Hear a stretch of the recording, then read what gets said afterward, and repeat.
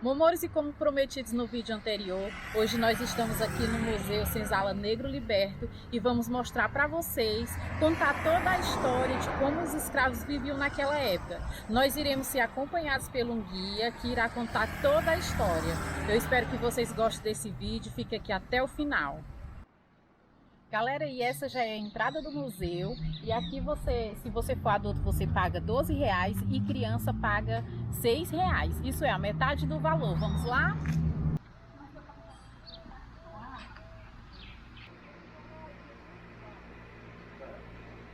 Bom dia, meu nome é Railson, vou acompanhar vocês durante o percurso aqui no museu, certo? Opa.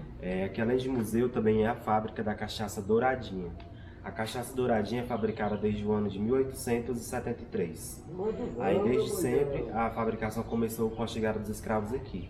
Aí eles usavam as pedras para moer a cana. Eram as moendas da época. Eram montadas umas sobre as outras e ficavam como mostra a pintura ali atrás. Daquela forma lá era feita a extração do caldo da cana. Aí com o fim da escravidão as pedras foram desativadas e chegou o engenho para substituir as pedras. Foi o primeiro engenho movido a vapor da fazenda, que veio de Liverpool, Inglaterra. Ele chegou aqui em 1913, mas aí só funcionou durante 14 anos. Ele foi desativado porque aconteciam acidentes nessa parte. Aqui o trabalhador colocava a cana para moer. Às vezes, quando ele colocava a cana, ele se descuidava e prendia a mão junto com a cana. Para que ele não tivesse o corpo todo puxado pela máquina, ele mesmo pegava um facão que ficava aqui ao lado e cortava a própria mão. Era a única forma de sobreviver, senão o corpo dele todo era puxado pela máquina. Aí por conta disso o engenho foi desativado, chegou outro bem maior para substituir esse. Foi aquele outro lá, vamos lá conhecer. Aí a própria pessoa pegava o facão e cortava a própria mão, né? A própria mão. Aí esse é o atual engenho da fazenda, ele ainda funciona, mas ele é ligado só 6 meses do ano, que é de agosto a janeiro. Esse período em que ele fica parado é o período da safra da cana, que é o tempo que a cana cresce para ser colhida de novo. Todo o caldo de cana que é extraído lá vem da máquina por esse cano aqui em cima, cai dentro das dornas. Dentro das dornas acontece a fermentação. Hoje em dia a fermentação demora só 24 horas. Depois de fermentado, o caldo de cana é destilado. A destilação é feita lá dentro no alambique. Lá é uma área que nós não temos acesso, é só para quem realmente faz a cachaça. Cada dorna dessa suporta até 10.000 litros de caldo de cana. Aí o engenho, ele funciona 80% a vapor e 20% a energia elétrica. A caldeira é aquela parte branca ao lado, onde é queimado todo o bagaço de cana para poder a máquina funcionar. Aí a fumaça de tudo que é queimado lá vai por baixo da terra e sairá naquela chaminé. Agora nós vamos conhecer a Casa Grande, que é a parte do museu. Depois da casa nós conhecemos a senzala, que é embaixo da Casa Grande, certo?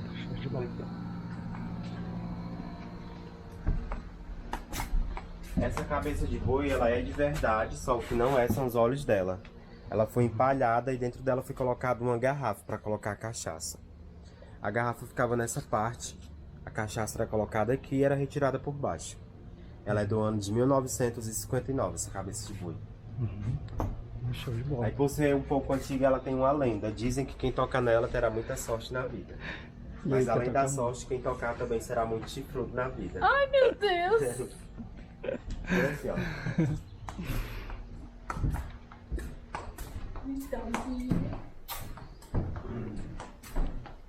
Aí aqui é a Casa Grande, a parte do museu. A estrutura da casa é do ano de 1750. Teve algumas reformas no piso, no teto, mas a maior parte de tudo é original. Aí os primeiros donos daqui foram os portugueses. Entre eles, o último dono de escravos foi o Simeão Teles. Após a libertação dos escravos aqui, o Simeão Teles vendeu a fazenda para o coronel Juvenal de Carvalho. Por isso que essa sala é em homenagem a ele. Tem o nome dele aqui em cima, e o coronel Juvenal de Carvalho era o senhor da foto. Essa senhora era a esposa dele, e esse era o filho único dela, que era um padre. Era o padre Francisco Valdivino Nogueira. Eles moraram aqui durante alguns anos, depois foram embora para Fortaleza. E moraram nessa casa, na rua Floriano Peixoto. Aqui já tem esse birô com documentos de compra e venda de terra. Todos os documentos eram escritos com a pena de pavão. Ao redor da sala tem livros, como esse, que são livros caixas. Eles controlavam a contabilidade da época. Todos eles eram escritos com a pena de pavão. E na parede tem cédulas antigas também.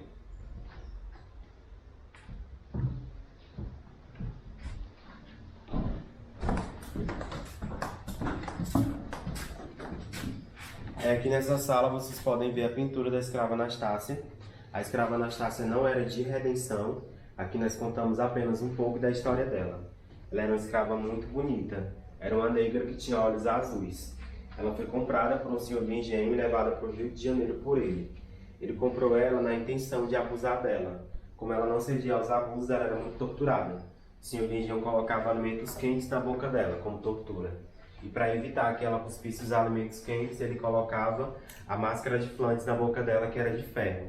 Aí feria muito por dentro e por fora da boca. Chegou o tempo em que ela não conseguia mais nem beber água, por ter muitos ferimentos na garganta. Aí ela faleceu bem jovem, aos 15 anos de idade. Aqui tem a exposição dos instrumentos de tortura. A algema prendia o pulso ou o tornozelo, a gargalheira o pescoço, e no meio tem um instrumento odontológico, que era para arrancar o dente do escravo sangue frio. Esse outro é o viramundo, ele prendia pés e braços ao mesmo tempo. Deixava o escravizado mais ou menos assim. Só que aí era outra forma de tortura, era o pau de arara, só era parecido com essa outra. Nossa. O senhor do quadro foi o último comprador aqui da fazenda, o Gaudioso. Ele comprou aqui em 1930, desde então não vendeu mais. A fazenda passou de geração em geração e hoje pertence ao neto dele, que é o Hipólito, o atual dono da fazenda. As aberturas no piso da casa antigamente já existiam e eram de propósito. Era para o senhor de engenho observar todo o movimento lá embaixo na senzala.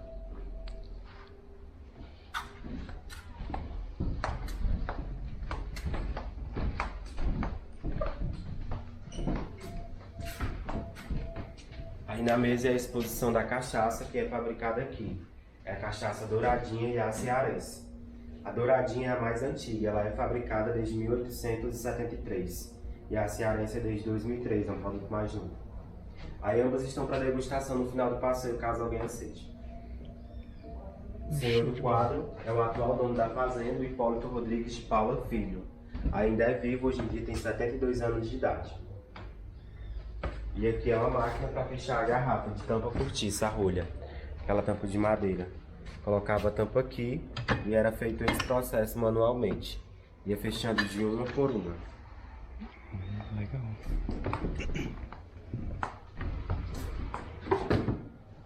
Aí aqui é a sala de fotografias. As fotos lá são dos familiares e amigos do atual dono. E as outras fotos aqui são dos funcionários da fazenda mais antigos. A maior parte deles não trabalha mais aqui, só alguns. Aí em destaque aqui nessa sala tem a foto daquela senhora lá, que se chamava Maria Estela Alves da Silva. Ela era tataraneta de escravos. Até o início do ano de 2020 ela ainda era viva. Mas em abril de 2020 ela teve Covid e faleceu, aos 97 anos de idade.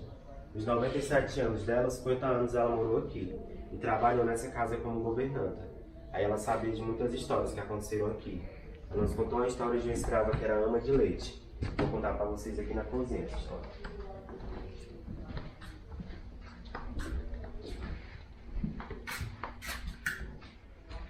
Aí aqui é a cozinha da casa. O piso da cozinha é bem diferente do restante da casa grande.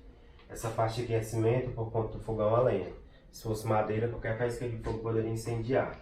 E a outra parte aí do piso é madeira, mas é bem fechada. Era para evitar que as escravas que trabalhavam aqui jogassem comida para os outros lá embaixo. Aí esse pilão de pedra é do século XIX. Ele era para pilar milho, café, entre outras coisas mais. Aí a história que a Dona Maria Estela nos contou é de uma ama de leite. A ama de leite aqui tinha o costume de amamentar o filho do coronel na varanda. Aí uma vez lá ela se descuidou e o bebê caiu dos braços dela. Não resistiu à queda e morreu na hora. Aí por conta disso a ama de leite foi muito torturada. Ela foi chicoteada em um tronco lá fora e depois trouxeram ela aqui para a cozinha. Aqui na cozinha queimavam partes do corpo dela no fogão a lenha, que não é o mesmo. É só uma réplica. Esse castigo durou uma semana e, por incrível que pareça, a essas torturas ela sobreviveu. Mas aí o senhor de engenho não se contentou e mandou enterrar ela viva, lá embaixo na senzala. Nossa. Aí lá embaixo eu mostro o túmulo dela a vocês.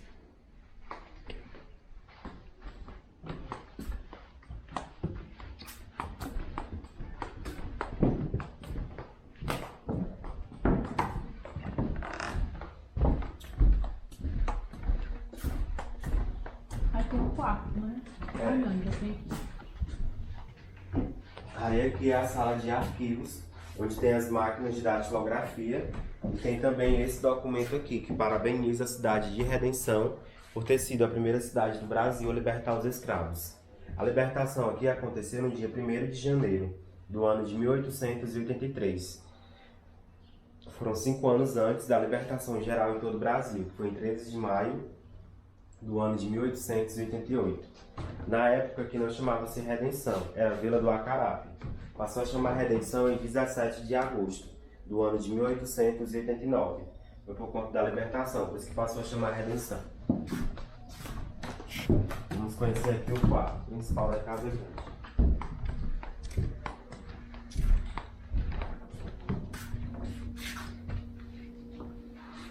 Aí aqui é o quarto principal da casa.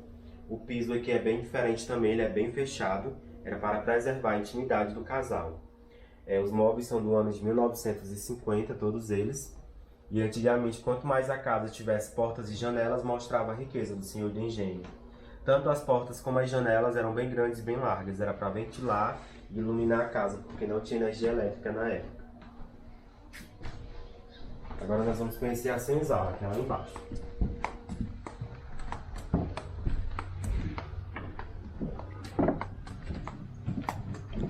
Esse é o sino que era usado para anunciar a hora do trabalho.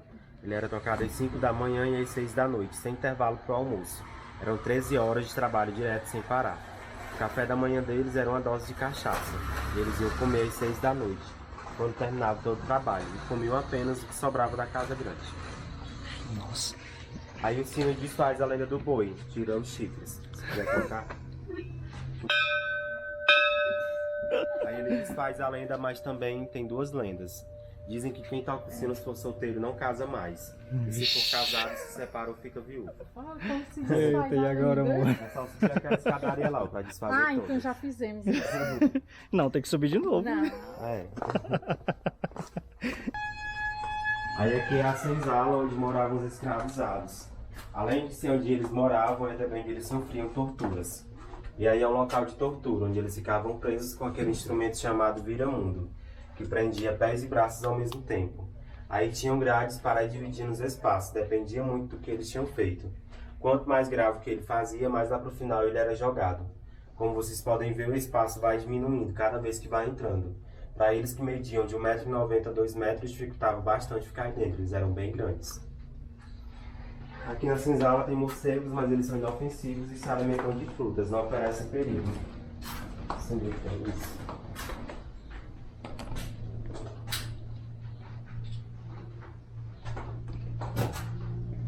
Por aqui.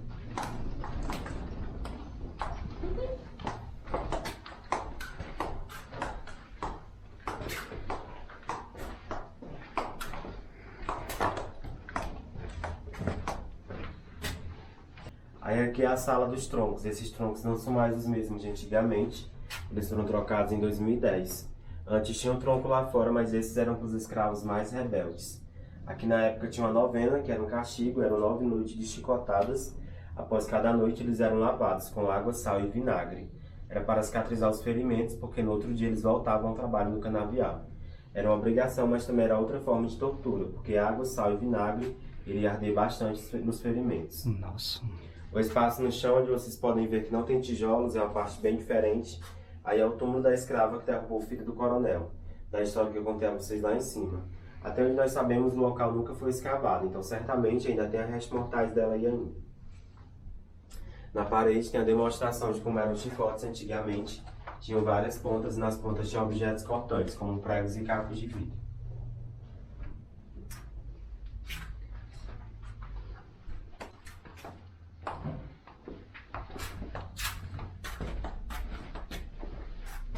Aqui é a solitária, é onde o escravo ficava preso de 2 a 3 noites, sem comer e sem beber. Aqui dentro eles ficavam em pé com as mãos amarradas para trás. O espaço no fundo eles foram cavando com as próprias mãos para ganhar mais espaço. Aí a porta não era essa, a porta era de madeira e tinha pregos nela. Os pregos ficavam na porta com as pontas para dentro, para evitar que eles empurrassem, para eles não tentarem fugir. Aí aqui não tinha luz na época. A iluminação aqui era a base do fogo, mas não podia ter nenhuma tocha por conta da madeira. Era tudo escuro. Nas algemas aí eles ficavam presos pelo tornozelo, deitados no chão com a perna para cima. Aí são gargalheiras, onde prendia o pescoço. Eram escolhidos os 2 escravos mais fortes e mais altos. Eram colocados aí para escolher qual dos 2 seria o escravo reprodutor. Seria o que passasse mais tempo, ele era considerado mais forte. Isso mostrava que os filhos dele seriam escravos fortes e corajosos como ele. Tinha que ser o escravo da canela fina, porque o da canela grossa era considerado preguiçoso. Aí esse não servia.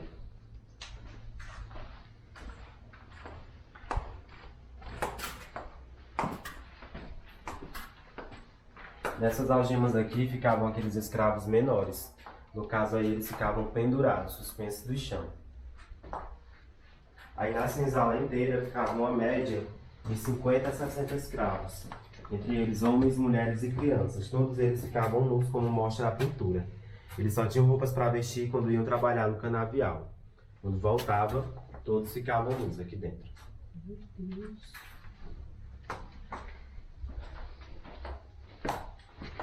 Aí são gargalheiras, onde prendia o pescoço. Na gargalheira menor ficavam as crianças de 10 a 11 anos. As crianças não faziam nada de errado, era a forma de mostrá-las que se fizessem algo de errado iriam sofrer aquela tortura. Lá elas passavam de 10 a 20 minutos, conforme elas iam crescendo, aumentava o tamanho e o tempo que elas iriam passar aí. Quando o castigo era para escravos adultos e desobedientes, na do meio ficava o escravo maior para ele ficar agachado, e nessa outra ficava o menor para ele ficar pendurado, suspenso do chão. E esse portão é o acesso à casa para onde eles recebiam a comida. A comida deles era o que sobrava da casa grande, o resto do feijão, do porco, que hoje nós conhecemos basicamente como uma feijoada. Tudo era colocado aí no chão dentro de um recipiente, mas nem todos comiam, porque a comida era só o que sobrava da casa, eles não davam para todos. Agora, aí por esse portão, o senhor Nindinho descia e escolhia as 10 escravas mais bonitas que tinha aqui, para elas trabalharem na casa grande. Elas ficavam em um local separado, que é chamado de Cela das Mucamas. Nós vamos conhecer lá agora.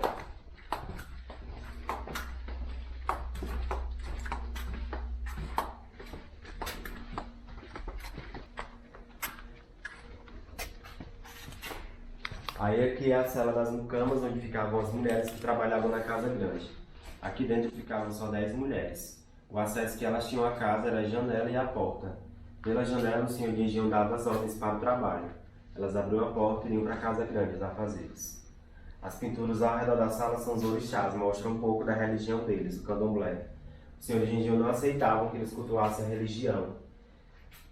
Aí eles associavam cada orixá desse a um santo da Igreja Católica. Daí surgiu o sincretismo religioso. Oxalá eles associavam a Jesus Cristo, Xangô a São João Batista, Iansã a Santa Bárbara, Exu associado ao demônio ou mensageiro, Oxum associado a Nossa Senhora das Graças, Oxumaré a São Bartolomeu, Oxóssi a São Sebastião, Iemanjá associado a Nossa Senhora da Assunção, Ogum associado a São Jorge e Omolum associado a São Lázaro.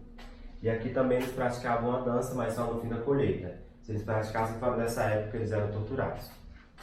Aí agora nós vamos passar no canavial, que é onde é feita a plantação da cana-de-açúcar. E é também onde os escravizados eram enterrados quando morriam. Eles eram enterrados no canavial e não no cemitério cristão, porque o senhor de Engenho dizia que pelo simples fato de eles serem negros, eles não tinham alma. Então não mereciam ser enterrados no cemitério cristão, eram enterrados no canavial. Passando pelo canavial, nós vamos ver também um rio passando, que é o rio Pacuti. É onde os escravizados tomavam banho e também lavavam suas roupas. Aí de lá nós vamos para a lojinha, que é a parte final do passeio.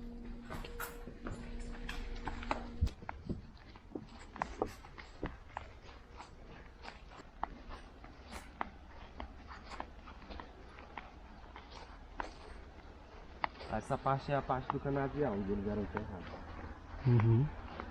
Parte do cemitério agora.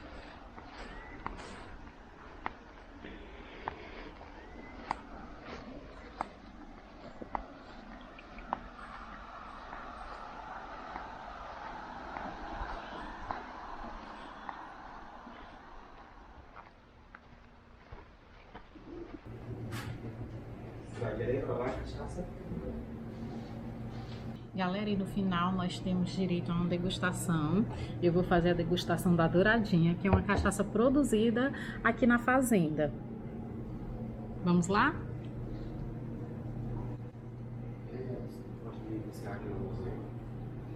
Eu achei uma delícia.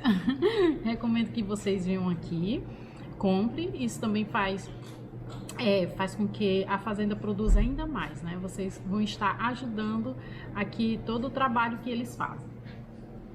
Galera, e nosso vídeo vai ficando por aqui. Nós fomos guiados pelo Railson, que deu ênfase bastante na história. Nós agradecemos a ele por ter nos mostrado, nos falado como viver os escravos, apesar de ter sido muito triste a história deles. Eu espero que vocês tenham gostado. Não esqueçam de vir visitar o museu, se inscrever no nosso canal, dar aquele like e compartilhar para que mais pessoas também conheçam. Beijos e até a próxima. Tchau!